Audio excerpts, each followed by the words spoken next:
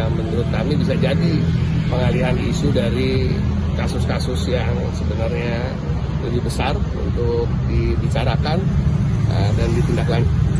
KPK menggeledah rumah Sekretaris Jenderal PDIP, Hasto Kristianto, di perumahan Villa Taman Kartini, Bekasi, Jawa Barat, Selasa 7 Januari 2025 siang. Ibu, satu kopernya, Bu. Juru bicara KPK, Tessa Mahardika menjelaskan bahwa penggeledahan itu terkait penyelidikan kasus dugaan korupsi dan perintangan penyidikan yang menjerat Hasto sebagai tersangka. Tessa mengatakan, KPK menggeledah rumah Hasto berdasarkan kebutuhan untuk memenuhi unsur-unsur perkara yang sedang diproses penyidik. Ia juga menegaskan penggeledahan di rumah Hasto bukanlah pengalihan isu.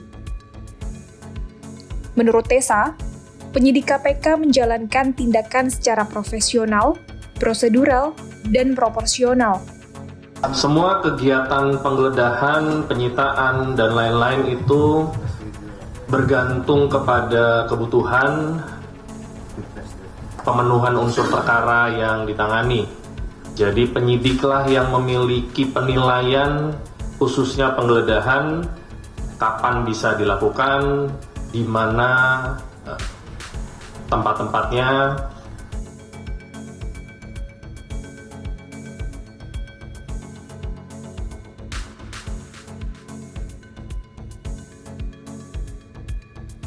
Anggota tim kuasa hukum DPP PDIP Johannes Tobing menyebut, penyidik KPK menyita satu flash disk dan buku kecil, yang di dalamnya terdapat tulisan Kusnaidi usai penggeledahan.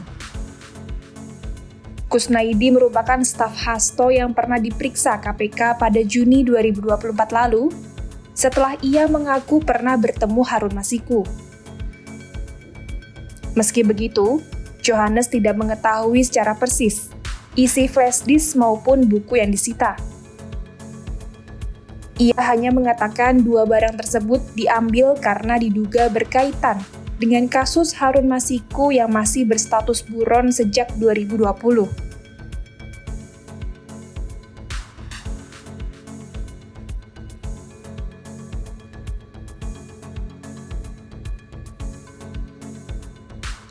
Hasto tidak berada di rumah Bekasi saat penyidik KPK melakukan penggeledahan. Berdasarkan informasi yang disampaikan Johannes, Hasto berada di Jakarta untuk menjalankan tugasnya sebagai Sekjen PDIP.